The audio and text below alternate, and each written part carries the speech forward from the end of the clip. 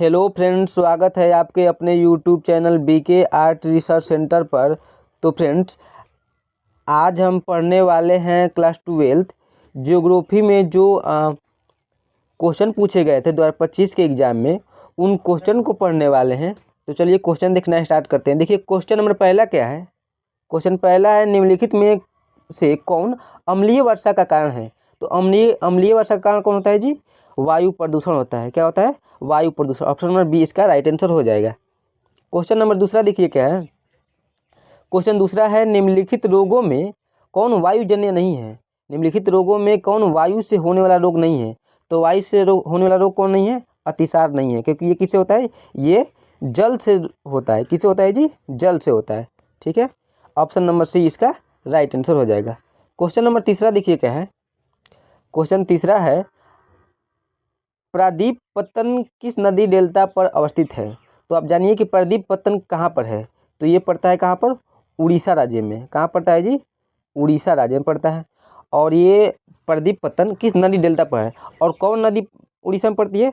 तो वो कौन नदी है? महानदी है। कौन है? महानदी। ऑप्शन नंबर बी इसका राइट आंसर हो जाएगा। ठीक है, क्वेश्चन नंबर 4 देखिए क्या है। क्वेश्चन चौथा है, तूतीकोरिन पत्तन कहाँ पर अवस्थित है। तूतीकोरिन पत्तन तमिलनाडु में अवस्थित है। कहाँ पर? तमिलनाडु। ऑप्शन नंबर सी इसका राइट आंसर हो जाएगा। क्वेश्चन नंबर 5 देखिए क्या है। क्वेश्चन नंबर 5वां है, पूर्व मध्य रेल मंडल का मुख्यालय कहाँ है। तो पूर्व मध्य रेल मंडल का मुख्यालय कहाँ है? हाजीपुर में है। कहाँ है? हाजीपुर में। ऑप्शन नंबर ए इसका राइट आंसर हो जाएगा।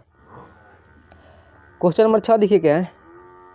आईटीडीपी संबंधित है। तो ये आईटीडीपी संबंधित है किससे? आईटीडीपी क्या है जी, बताइए। तो ये है समन्वित जनजाति विकास प्रोग्राम। क्या है? समन्वित जनजाति विकास प्रोग्राम है। ठीक है, अगला क्वेश्चन देखिए क्या है। क्वेश्चन नंबर 7 है, निम्नलिखित में से कौन पेय फसल है, यानी कि पीने वाला फसल कौन है। तो चाय हम लोग पीते हैं, कॉफ़ी भी पीते हैं, यानी कि ऑप्शन ए और बी दोनों सही है। Option number C right answer. Question number 8 देखिए क्या है। लाल कलर संबंधित है। लाल कलर किस संबंधित है? तो इसका संबंध प्राथमिक क्रिया से है। किससे है जी? प्राथमिक क्रिया से। ऑप्शन नंबर ए इसका राइट आंसर हो जाएगा। क्वेश्चन 9 है, निम्नलिखित क्रियाकलापों में से किस में उच्च स्तरीय अन्वेषण सम्मिलित किए जाते हैं। निम्नलिखित क्रियाकलापों में किस में उच्च स्तरीय अन्वेषण सम्मिलित किए जाते हैं। तो किस में किए जाते हैं? पंचम क्रियाकलाप में। किस में? पंचम क्रियाकलाप में किए जाते हैं। अगला क्वेश्चन देखिए क्या है। अगला क्वेश्चन है, गैरिसियन नगर का संबंध है। गैरिसियन नगर का संबंध किससे? छावनी बोर्ड से। किससे? छावनी बोर्ड से, जिसमें सैनिक रहते हैं। कौन रहते हैं जी? सैनिक रहते हैं। अगला क्वेश्चन देखिए क्या है। क्वेश्चन नंबर 11 है, निम्नलिखित आर्थिक क्रियाएं में कौन ग्रामीण अधिवासों संबंधित है। निम्नलिखित आर्थिक क्रियाओं में कौन ग्रामीण अधिवासों संबंधित है। तो ग्रामीण अधिवास से संबंधित कौन है? तो प्राथमिक क्रियाकलाप है, क्योंकि प्राथमिक क्रियाकलाप में लोग क्या करते हैं जी? पशुपालन, कृषि, खेती, यही सब करते हैं। तो इनका संबंध किससे हो जाएगा? ग्रामीण अधिवासों संबंधित हो जाएंगे। ठीक है, क्वेश्चन नंबर 12 देखिए क्या है। क्वेश्चन 12 है, भारत में पुरुष प्रवास का प्रमुख धारा क्या है। तो ये ग्रामीण से नगरीय है, क्योंकि लोग जो होते हैं भारत में अधिकतर लोग अपने गांव से जाते हैं कहाँ पर? शहर में काम करने के लिए जाते हैं। किस में जाते हैं? शहर में काम करने के लिए। क्वेश्चन नंबर 13 देखिए क्या है। क्वेश्चन 13 है, 2011 की जनगणना के अनुसार किस राज्य में जनसंख्या घनत्व सर्वाधिक है। 2011 की जनगणना के अनुसार पूछ रहा है कि किस राज्य में जनसंख्या घनत्व सर्वाधिक है। तो जनसंख्या घनत्व सबसे अधिक कहाँ है? बिहार में है। कहाँ है जी? अपने बिहार में। ठीक है, क्वेश्चन नंबर 14 देखिए क्या है। क्वेश्चन 14 है, निम्नलिखित में से कौन एक जन हस्तांतरण का अपकर्ष कारक नहीं है। अपकर्ष कारक का मतलब क्या होता है जी? अच्छा कारक। अच्छा कारक होता है। तो यानी कि अपकर्ष कारक नहीं है, यानी कि प्रतिकर्ष कारक, यानी खराब कारक कौन है? तो रहन सहन की निम्न दशाएं। रहन सहन की निम्न दशाएं। अगला क्वेश्चन है, निम्नलिखित केंद्र शासित प्रदेशों में किसकी साक्षरता दर उच्चतम है। निम्नलिखित केंद्र शासित प्रदेशों में किसकी साक्षरता दर उच्चतम है, यानी कि कहाँ पर लोग पढ़े लिखे अधिक हैं। तो बताइए कहाँ पर है जी केंद्र शासित प्रदेश में? तो लक्षद्वीप में है। कहाँ है? लक्षद्वीप में। ठीक है, अगला क्वेश्चन देखिए क्या है। निम्नलिखित में से कौन वन आधारित उद्योग है। तो वन आधारित उद्योग कौन सा है? कागज उद्योग है। ठीक है, अगला क्वेश्चन देखिए क्या है। स्वेज नहर जोड़ती है सुएज नहर किसको किसको जोड़ता है? लाल सागर को भूमध्य सागर से जोड़ता है, लाल सागर को भूमध्य सागर में जोड़ता है। ऑप्शन नंबर सी इसका राइट आंसर हो जाएगा। अगला क्वेश्चन देखिए,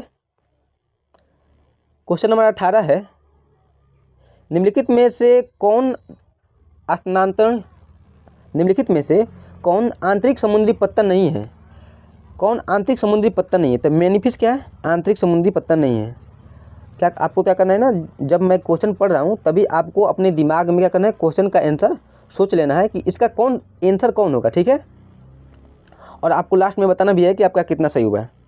19 देखिए क्या है, नियतिवाद संकल्पना में किस घटक को महत्वपूर्ण माना गया है? नियतिवाद संकल्पना में किस घटक को महत्वपूर्ण माना गया है? तो प्राकृतिक घटक को। किस घटक को? प्राकृतिक घटक को। अगर पूछेगा कि ये संभववाद में आपका मार देंगे, मानवीय मारेंगे, ठीक है। क्वेश्चन नंबर 20 देखिए क्या है, मानव भूगोल का संस्थापक किसे कहा जाता है? तो मानव भूगोल का संस्थापक किसे कहते हैं जी? फ्रेडरिक रेटजेल को कहते हैं। किसको कहते हैं? रेटजेल को। फ्रेडरिक रेटजेल को कहते हैं। ऑप्शन नंबर कौन हो जाएगा? ऑप्शन नंबर ए, ठीक है।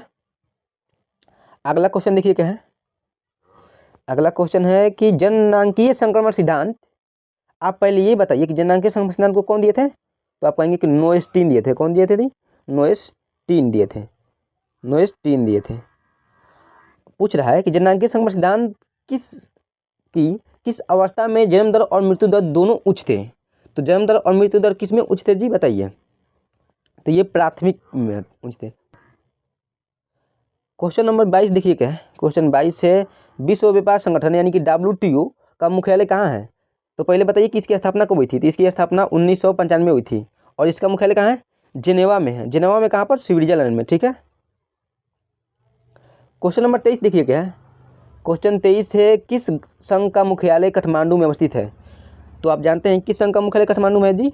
दक्षेस, जिसको हम इंग्लिश में क्या कहते हैं? सार्क कहते हैं। इसका मुख्यालय कहाँ है? काठमांडू में है। नेपाल की राजधानी काठमांडू में, ठीक है। अगला क्वेश्चन देखिए गया है, निम्नलिखित प्रदेशों में कौन सुपरलिखित प्राचीनतम नगरीय बस्ती है? निम्नलिखित प्रदेशों में कौन सुपरलिखित प्राचीनतम नगरीय बस्ती है? तो कौन है जी? यहाँ पर देखिए क्या कह रहा है, नगरीय बस्ती। नगरीय बस्ती कहाँ थी? हैं? नगरीय बस्ती कहाँ पर थी? ये सिंधु घाटी सभ्यता में थी। कहाँ पर जी थी? सिंधु घाटी सभ्यता में। आप हड़प्पा, ये हिस्ट्री का पहला चैप्टर पढ़े होंगे तो आप जानते ही हैं, ठीक है। मैंने नोट भी करवा दिया उसका, आप नहीं देखे होंगे तो पहले जाकर उसको देख लीजिएगा, ठीक है। अगला क्वेश्चन देखिए क्या है, निम्नलिखित में कौन इथोपिया की राजधानी है? इथोपिया की राजधानी कौन है? अदीस अबाबा है। कौन है जी? अदीस अबाबा। ऑप्शन नंबर सी इसका राइट आंसर। क्वेश्चन नंबर 26 देखिए क्या है, क्वेश्चन 26 है, बस अब आ चुके हैं। मानव विकास सूचकांक को किसने विकसित किया? मानव विकास सूचकांक को किसने विकसित किया था? तो देखिए डॉक्टर महबूब उल हक विकसित किए थे। कौन किए थे जी? डॉक्टर महबूब उल हक। तो इसमें तो नहीं है, ये प्रोफेसर अमर्त्य सेन है। मनमोहन सिंह, रघुराम राजन सिंह, ये भी नहीं है। तो इनमें से कौन हो जाएगा? इनमें से कोई नहीं, क्योंकि मानव विकास सूचकांक की अवधारणा किसने प्रकाशित किया था? डॉक्टर महबूब उल हक, जो कि कहाँ के थे? पाकिस्तान के थे। क्वेश्चन नंबर अगला देखिए क्या है, निम्नलिखित देशों में किसका लिंगानुपात विश्व में सर्वाधिक है?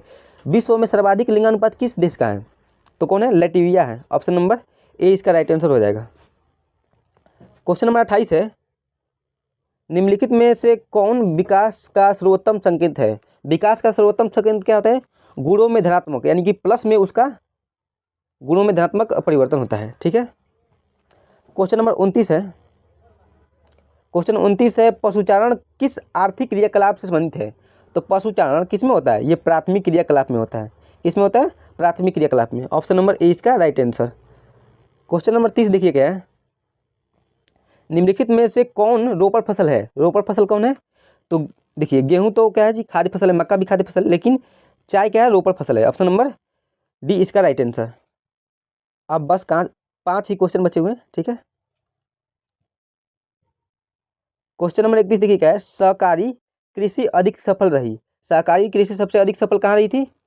तो ये डेनमार्क में। कहाँ रही थी जी? डेनमार्क में। ऑप्शन नंबर डी इसका राइट आंसर हो जाएगा। क्वेश्चन नंबर अगला देखिए क्या है, क्वेश्चन नंबर 32 है, निम्नलिखित में किस अर्थव्यवस्था में उत्पादन का जो स्वामित्व होता है वो व्यक्तिगत होता है? यानी इसमें जो लोग होते हैं वो मालिक होते हैं। कोई एक व्यक्ति या फिर कोई एक पर्सन भी हो सकता है उसमें, ठीक है। तो किसमें होता है? पूंजीवादी अर्थव्यवस्था में, क्योंकि इसमें व्यापार होता है। क्या होता है जी? व्यापार। व्यापार होता है, लेकिन समाजवादी अर्थव्यवस्था में क्या होती है, सरकार होती है। क्वेश्चन नंबर 33 देखिए क्या है, निम्नलिखित नदियों में से सर्वाधिक प्रदूषित नदी, यानी कि सबसे प्रदूषित नदी कौन है, तो वो है यमुना नदी। कौन है, यमुना नदी है, यमुना नदी है, कौन है, यमुना नदी है। क्वेश्चन नंबर 34 देखिए क्या है, क्वेश्चन 34 है, निम्नलिखित राज्यों में से किस में नरोरा नाभिकीय ऊर्जा केंद्र अवस्थित है। नरोरा नाभिकीय ऊर्जा केंद्र कहाँ पर है जी बताइए, नरोरा नाभिकीय ऊर्जा केंद्र कहाँ पर है, तो ये उत्तर प्रदेश में है। कहाँ है, उत्तर प्रदेश में। ऑप्शन नंबर बी इसका राइट आंसर हो जाएगा। क्वेश्चन नंबर 35 देखिएगा, 35 है, ट्राम्बे किस राज्य में है, तो ये ट्राम्बे कहाँ पर है, महाराष्ट्र में है। ऑप्शन नंबर ए इसका राइट आंसर हो जाएगा। ठीक है, तो 35 क्वेश्चन खत्म हुआ। आपको बताना है कि 35 में से आपका कितना सही हुआ है। ठीक है, और ये रहा आपके लिए HW, जिसका उत्तर आपको क्या देना है, कमेंट में कर देना है। ठीक है, किस नगर को दक्षिण भारत का मैनचेस्टर कहा जाता है, दक्षिण भारत का, यानी कि ये देखिए भारत का निचला पार्ट है ना, ये दक्षिण भारत में मैनचेस्टर कौन है बताइएगा। ठीक है, इसका आंसर आपको कहाँ दे देना है, कमेंट में बता देना है। अगर आप चाहते हैं क्लास 12th आर्ट स्ट्रीम की बेसिकली तैयारी करना, तो आप हमारे यूट्यूब चैनल BK, हमारे नहीं ये आपका ही यूट्यूब चैनल है। ठीक है, BK आर्ट्स रिसर्च सेंटर को जरूर सब्सक्राइब कर लीजिएगा। ठीक है, मिलते हैं अगले क्लास में। जय हिंद।